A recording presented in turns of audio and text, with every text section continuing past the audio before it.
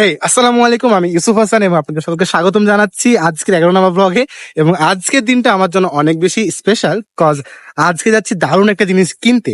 কি কিনতে যাচ্ছি তা দেখতে হলে কিন্তু অবশ্যই চোখ রাখতে হবে আমার ফেসবুক পেজ অথবা আমার ইউটিউব চ্যানেলে। ধন্যবাদ।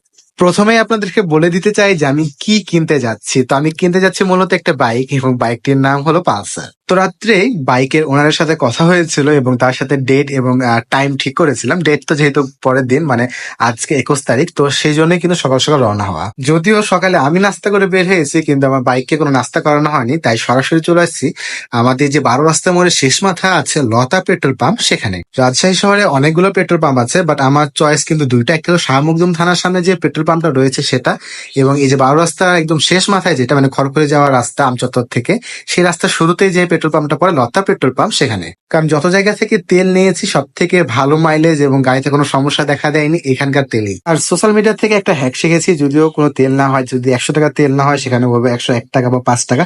তো সেইভাবে আমি 155 টাকার তেল তুলেছিলাম। জানি না এটা কতটুকু কার্যকর। তো বাইকের ওনার আমাকে যে জায়গার লোকেশনটা দিয়েছিল সেটা মূলত ইসলামী ব্যাংক হাসপাতাল যেটা আছে সেখানে।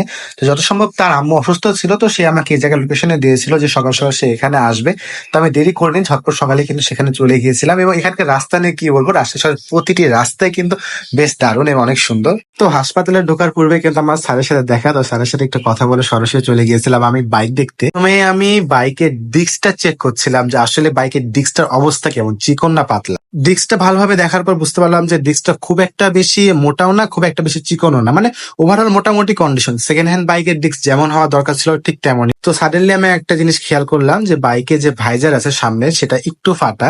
তো আমি জিজ্ঞাসা করলাম, ভাই এটা ফাটা কেন? তখন আমাকে সে ভালো মতো করে বললো যে ভাই, বাইকটা আমার বাইক, আমি চালিয়েছি, চাইলে এগুলা ছোটখাটো জিনিস আমি চেঞ্জ করতে পারতাম, বাট যেটা বাইকের অথেন্টিক জিনিস সেটাই আপনাকে আমি দেখাতে চাচ্ছি। প্রথমে আমি ভাবছিলাম কোনো মেজর অ্যাক্সিডেন্ট আছে, বাট পরবর্তীতে ভালোভাবে খুঁটিয়ে দেখছিলাম যে বাইকে কোনো মেজর অ্যাক্সিডেন্ট আছে কিনা, কিন্তু আমি বুঝতে পারলাম যে বাইকে তেমন কোনো মেজর সমস্যা নাই। পরে আমি সাইলেন্সার পাইপ চেক করছিলাম, ভিতরে দেখছিলাম যে আসলে কি এখানকার কালির সাথে কোনো লিকেজ বা কোনো লিকুইড আছে কিনা, বাট বুঝতে পারলাম যে না, কালি সম্পূর্ণ রকমের শুকনা। এর মানে হলো যে বাইক থেকে যে মোবিলটা খায় না। তো বাহির থেকে দেখে তো বোঝার উপায় নাই, তো আমি একটা টেস্ট ড্রাইভ নেওয়ার সিদ্ধান্ত করে নিলাম যে এখন একটু চালিয়ে দেখি বাইকের কন্ডিশনটা কেমন। তো একটু বেশ দূরে গেছিলাম চালানোর জন্য, এবং এখান থেকে যে রেজাল্টটা আমি বুঝতে পারলাম, বাইকের মিটারে একটু সমস্যা আছে। মিটারে কি সমস্যা, যে মাইলেজ দেখার জন্য যে কেবলটা থাকে, তো সেই কেবলে একটু সমস্যা আছে, বারে বারে মিটারে জিরো দেখাচ্ছিল। তো আমি বুঝতে পারলাম যে মিটারে কোনো হয়তো বা সমস্যা করে রাখছে, অথবা মিটারে যে কেবলটা আছে সেই কেবলটা জ্যাম। আর সামনের ব্রেকে একটু সমস্যা পাচ্ছিলাম, সামনের ব্রেকে যখন ধরছিলাম ব্রেকটা একটু জ্যাম হয়েছিল।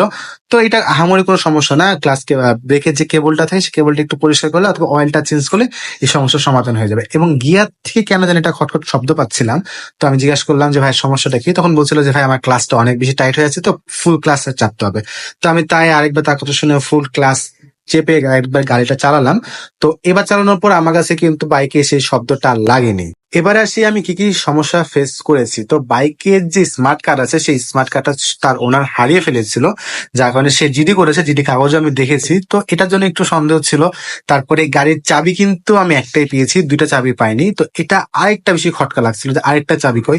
তো এই জন্য একটু নিজের মধ্যে অনেকক্ষণ কনফিউশন ছিল যে আমি কি বাইকটা কিনবো কি কিনবো না। বেশ কিছুক্ষণ থেকে বাইকের ওনারের সাথে দর কষাকষি করছিলাম যে ভাই বাইকটা একটু প্রাইস রেঞ্জের নিচে নিয়ে আসেন, যে দামটা চাইছেন তার থেকে একটু কমান। বাট সে তো নাছোড় বান্দা, সে কোনোভাবেই বাইকের দাম কমাবে না। তখন তাকে আমি বোঝানো শুরু করলাম যে ভাই দেখেন, আপনার বাইকে তো অনেক কিছু প্রবলেম আমি দেখতে পাচ্ছি, তো আমাকে তো সব প্রবলেম সলভ করতে হবে, কিছু টাকা পয়সা তো আমারও লাগবে। তো এই জন্য একটু যদি কম রাখতে পারতেন, বাট সে কোনোভাবে কমাবে না। তার উপর বাইকের সেই স্মার্ট কার্ডটা তো নাই, সেটা হারিয়ে ফেলেছে। তো এই জন্য একটু কেমন লাগছিল যে জিডি যদিও করেছে তবুও কবে আসবে না আসবে। তো ডিসিশন নিলাম যে এটা নিব না। তো পরবর্তীতে আরেকটা বাইক দেখার জন্য যাচ্ছি, সেটা হলো অ্যাপাচি আরটিআর। চলুন সেই বাইকটা দেখি এবং সেই বাইক নিয়ে কথা বলি।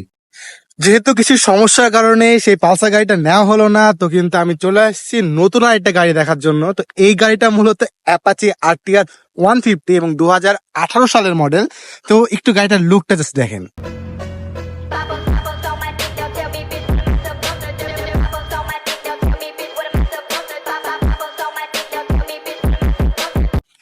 তো সো এবার যদি গাড়ি নিয়ে কথা বলি, গাড়িতে আমি কোনো মেজর কোনো সমস্যা পাইনি। বিশেষ করে এত পুরনো গাড়ি, ইঞ্জিনে একটু পরিমাণে হাত দেওয়া নাই, যথেষ্ট ভালোভাবে চেক করে নিয়েছি। আর একটু ছোটখাটো মাইনর প্রবলেম আছে, যেমন আপনার পিক আপ থ্রোটলটা একটু, তারপর খালের বল রেসার এগুলো একটু ওয়াশ করতে হবে, চেঞ্জ করতে হবে। তাছাড়া কোনো সমস্যা আমি পাইনি। এবং গাড়ির প্রাইস নিয়ে যদি কথা বলি, গাড়িটার প্রাইস নিয়েছে 9 to 1 লাখের মধ্যেই নিয়েছে। তো এই প্রাইস রেঞ্জের মধ্যে জিতেছি না হারছি অবশ্যই কিন্তু কমেন্টের মধ্যে জানাবেন। এবং আজকের মতো আমার ভিডিও রাখছি এতটুকু, আবার দেখা হবে কথা হবে নতুন কোনো ভিডিওতে। ভালো থাকবেন, আল্লাহ হাফেজ।